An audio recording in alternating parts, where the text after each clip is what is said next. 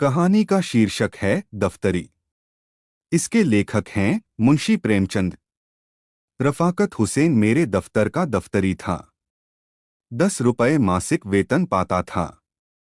2-3 रुपए बाहर के फुटकर काम से मिल जाते थे। यही उसकी जीविका थी, पर वह अपनी दशा पर संतुष्ट था। उसकी आंतरिक अवस्था तो ज्ञात नहीं, पर वह सदैव साफ सुथरे कपड़े पहनता और प्रसन्नचित्त रहता। कर्ज इस श्रेणी के मनुष्यों का आभूषण है। रफाकत पर इसका जादू न चलता था। उसकी बातों में कृत्रिम शिष्टाचार की झलक भी न होती। बेलाग और खरी कहता था। अमलों में जो बुराइयां देखता, साफ कह देता। इसी साफगोई के कारण लोग उसका सम्मान हैसियत से ज्यादा करते थे। उसे पशुओं से विशेष प्रेम था। एक घोड़ी, एक गाय, कई बकरियां, एक बिल्ली और एक कुत्ता और कुछ मुर्गियां पाल रखी थीं। इन पशुओं पर जान देता था। बकरियों के लिए पत्तियां तोड़ लाता, घोड़ी के लिए घास छील लाता। यद्यपि उसे आए दिन मवेशी खाने के दर्शन करने पड़ते थे और बहुधा लोग उसके पशुप्रेम की हंसी उड़ाते थे, पर वह किसी की न सुनता था। और उसका यह निस्वार्थ प्रेम था। किसी ने उसे मुर्गियों के अंडे बेचते नहीं देखा। उसकी बकरियों के बच्चे कभी बूचड़ की छुरी के नीचे नहीं गए और उसकी घोड़ी ने कभी लगाम का मुंह नहीं देखा। गाय का दूध कुत्ता पीता था। बकरी का दूध बिल्ली के हिस्से में आता था। जो कुछ बचा रहता, वह आप पीता था। सौभाग्य से उसकी पत्नी भी साध्वी थी। यद्यपि उसका घर बहुत छोटा था, पर किसी ने द्वार पर उसकी आवाज नहीं सुनी। किसी ने उसे द्वार पर झांकते नहीं देखा। वह गहने पड़ों के तगादों से पति की नींद हराम न करती थी। दफ्तरी उसकी पूजा करता था। वह गाय का गोबर उठाती, घोड़ों को घास डालती, बिल्ली को अपने साथ बिठाकर खिलाती। यहाँ तक कि कुत्ते को नहलाने से भी उसे घृणा न होती थी। बरसात थी, नदियों में बाढ़ आई हुई थी। दफ्तर के कर्मचारी मछलियों का शिकार खेलने चले। शामत का मारा रफाकत भी उनके साथ हो लिया।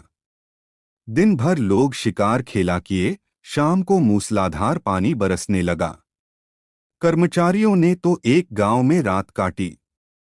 दफ्तरी घर चला, पर अंधेरी रात राह भूल गया और सारी रात भटकता फिरा। प्रातकाल घर पहुंचा तो अभी अंधेरा ही था, लेकिन दोनों द्वारपट खुले हुए थे। उसका कुत्ता पूंछ दबाए करुण स्वर से कराहता हुआ आकर उसके पैरों पर लौट गया। द्वार खुले देखकर दफ्तरी का कलेजा सन्न से हो गया। घर में कदम रखे तो बिल्कुल सन्नाटा था। 2-3 बार स्त्री को पुकारा, किंतु कोई उत्तर न मिला। घर भाए भाए कर रहा था। उसने दोनों कोठरियों में जाकर देखा। जब वहां भी उसका पता न मिला तो पशुशाला में गया। भीतर जाते हुए अज्ञात भय हो रहा था, जो किसी अंधेरे खोह में जाते हुए होता है। उसकी स्त्री वहीं भूमि पर चित पड़ी हुई थी। मुंह पर मक्खियां बैठी हुई थीं, होंठ नीले पड़ गए थे, आंखें पथरा गई थीं। लक्षणों से अनुमान होता था कि सांप ने डस लिया है। दूसरे दिन रफाकत आया तो उसे पहचानना मुश्किल था। मालूम होता था बरसों का रोगी है। बिल्कुल खोया हुआ, गुमसुम बैठा रहा, मानो किसी दूसरी दुनिया में है। संध्या होते ही वह उठा और स्त्री की कब्र पर जाकर बैठ गया। अंधेरा हो गया। 3-4 घड़ी रात बीत गई, पर दीपक के टिमटिमाते हुए प्रकाश में उसी कब्र पर नैराश्य और दुख की मूर्ति बना बैठा रहा, मानो मृत्यु की राह देख रहा हो। मालूम नहीं कब घर आया। अब यही उसका नित्य का नियम हो गया। प्रातःकाल उठकर मजार पर जाता, झाड़ू लगाता, फूलों के हार चढ़ाता, लोबान जलाता और 9 बजे तक कुरान का पाठ करता। संध्या समय फिर यही क्रम शुरू होता। अब यही उसके जीवन का नियमित कर्म था। अब वह अंतर्जगत में बसता था। बाह्य जगत से उसने मुंह मोड़ लिया था। शोक ने विरक्त कर दिया था। कई महीने तक यही हाल रहा। कर्मचारियों को दफ्तरी से सहानुभूति हो गई थी। उसके काम कर लेते, उसे कष्ट न देते। उसकी पत्नी भक्ति पर लोगों को विस्मय होता था। लेकिन मनुष्य सर्वदा प्राणलोक में नहीं रह सकता। वहां का जलवायु उसके अनुकूल नहीं। वहां वह रूपमय रसमय भावनाएं कहाँ? विराग में वह चिंतामय उल्लास कहाँ? वह आशामय आनंद कहाँ? दफ्तरी को आधी रात तक ध्यान में डूबे रहने के बाद चूल्हा जलाना पड़ता। प्रातःकाल पशुओं की देखभाल करनी पड़ती। यह बोझा उसके लिए असह्य था। अवस्था ने भावुकता पर विजय पाई। मरुभूमि के प्यासे पथिक की भांति दफ्तरी फिर दाम्पत्य सुख जलस्रोत की ओर दौड़ा। वह फिर जीवन का यही सुखद अभिनय देखना चाहता था। पत्नी की स्मृति दाम्पत्य सुख के रूप में विलीन होने लगी। यहाँ तक कि 6 महीने में उस स्थिति का चिन्ह भी शेष न रहा। इस मोहल्ले के दूसरे सिरे पर बड़े साहब का एक अर्दली रहता था। उसके यहाँ से विवाह की बातचीत होने लगी। मियाँ रफाकत फूले न समाये। अर्दली साहब का सम्मान मोहल्ले में किसी वकील से कम न था। उनकी आमदनी पर अनेक कल्पनाएं की जाती थीं। साधारण बोलचाल में कहा जाता था, जो कुछ मिल जाए वह थोड़ा है। वह स्वयं कहा करते थे कि तकाबी के दिनों में मुझे जेब की जगह थैली रखनी पड़ती थी। दफ्तरी ने समझा भाग्य उदय हुआ। इस तरह टूटे जैसे बच्चे खिलौने पर टूटते हैं।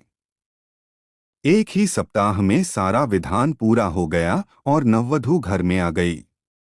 जो मनुष्य कभी एक सप्ताह पहले संसार से विरक्त, जीवन से निराश बैठा हो, उसे मुंह पर सेहरा डाले घोड़े पर सवार नवकुसुम की भांति विकसित देखना मानव प्रकृति की एक विलक्षण विवेचना थी।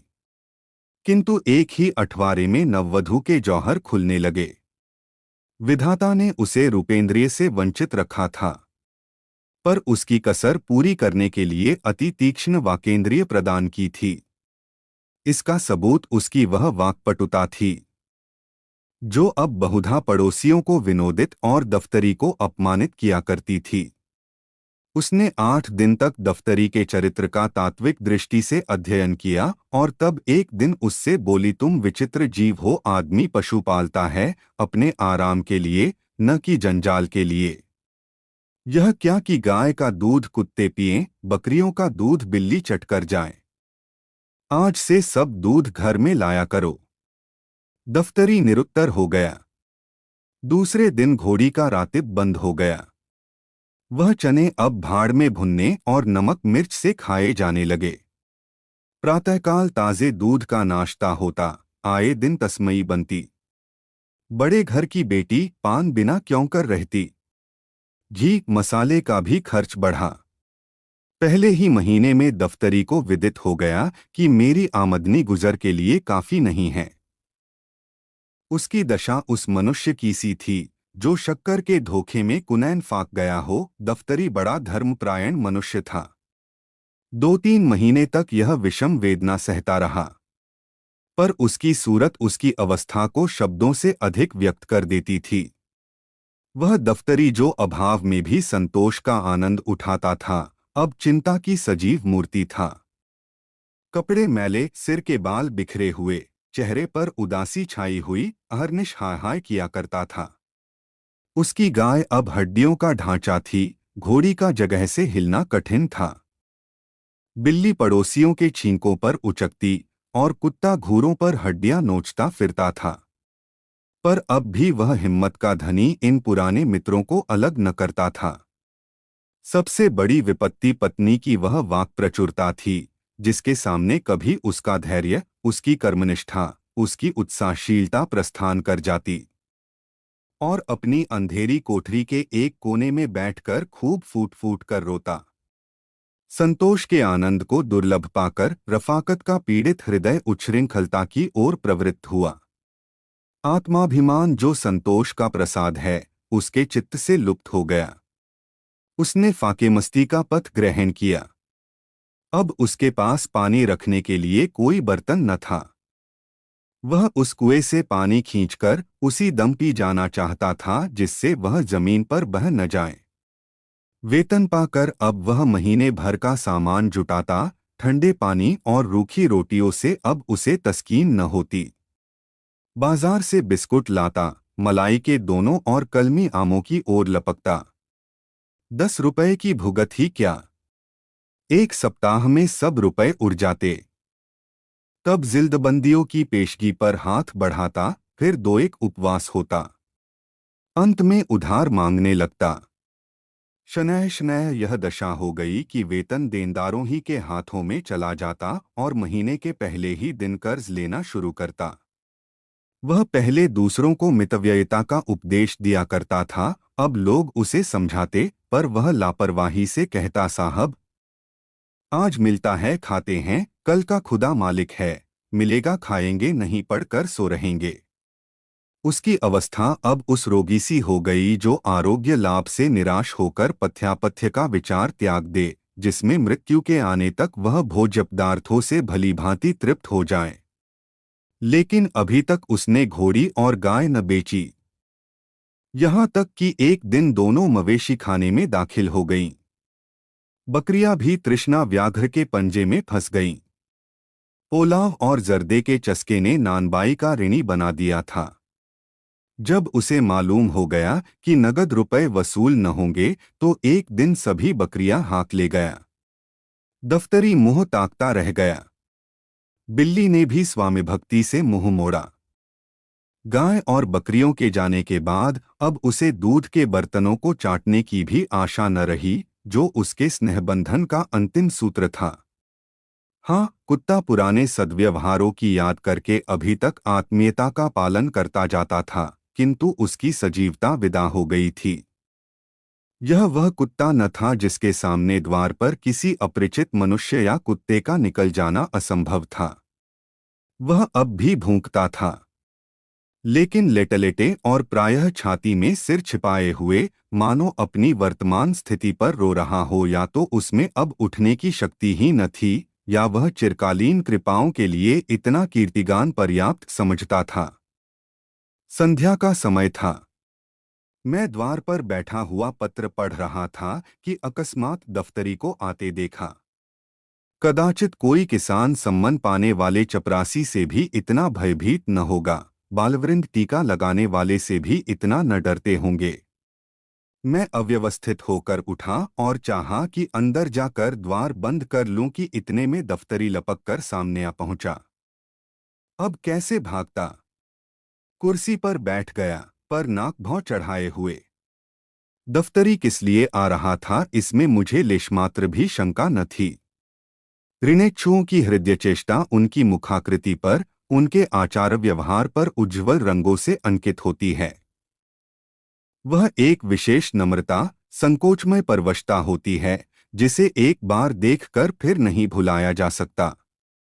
दफ्तरी ने आते ही बिना किसी प्रस्तावना के अभिप्राय कह सुनाया जो मुझे पहले ही ज्ञात हो चुका था। मैंने रुखाई से उत्तर दिया, मेरे पास रुपए नहीं हैं। दफ्तरी ने सलाम किया और उल्टे पांव लौटा। उसके चेहरे पर ऐसी दीनता और बेकसी छाई थी कि मुझे उस पर दया आ गई। उसका इस भांति बिना कुछ कहे सुने लौटना कितना सारपूर्ण था। इसमें लज्जा थी, संतोष था, पछतावा था। उसके मुंह से एक शब्द भी न निकला, लेकिन उसका चेहरा कह रहा था, मुझे विश्वास था कि आप यही उत्तर देंगे। इसमें मुझे जरा भी संदेह न था। लेकिन यह जानते हुए भी मैं यहां तक आया, मालूम नहीं क्यों। मेरी समझ में स्वयं नहीं आता। कदाचित आपकी दयाशीलता, आपकी वत्सलता मुझे यहां तक लाई। अब जाता हूं, वह मुंह ही नहीं रहा कि अपनी कुछ कथा सुनाऊं। मैंने दफ्तरी को आवाज दी, जरा सुनो तो, क्या काम है। दफ्तरी को कुछ उम्मीद हुई। बोला, आपसे क्या अर्ज करूं, 2 दिन से उपवास हो रहा है। मैंने बड़ी नम्रता से समझाया, इस तरह कर्ज लेकर के दिन तुम्हारा काम चलेगा। तुम समझदार आदमी हो, जानते हो कि आजकल सभी को अपनी फिक्र सवार रहती है। किसी के पास फालतू रुपए नहीं रहते, और यदि हो भी तो वह ऋण देकर रार क्यों लेने लगा? तुम अपनी दशा सुधारते क्यों नहीं? दफ्तरी ने विरक्त भाव से कहा, यह सब दिनों का फेर है। और क्या कहूं? जो चीज महीने भर के लिए लाता हूं, वह एक दिन में उड़ जाती है। मैं घरवाली के चटोरेपन से लाचार हूं। अगर एक दिन दूध न मिले तो मेहनामत मचा दे, बाजार से मिठाइयाँ न लाऊं तो घर में रहना मुश्किल हो जाए, एक दिन गोश्त न पके तो मेरी बोटियां नोच खाएं। खानदान का शरीफ हूं। यह बेइज्जती नहीं सही जाती कि खाने के पीछे स्त्री से झगड़ा तकरार करूं। जो कुछ कहती है सिर के बल पूरा करता हूं। अब खुदा से यही दुआ है कि मुझे इस दुनिया से उठा ले, इसके सिवाय मुझे दूसरी कोई सूरत नहीं नजर आती। सब कुछ करके हार गया। मैंने संदूक से 5 रुपए निकाले और उसे देकर बोला, यह लो। यह तुम्हारे पुरुषार्थ का इनाम है। मैं नहीं जानता था कि तुम्हारा हृदय इतना उदार, इतना वीरसपूर्ण है। गृहदाह में जलने वाले वीर रणक्षेत्र के वीरों से कम महत्वशाली नहीं होते।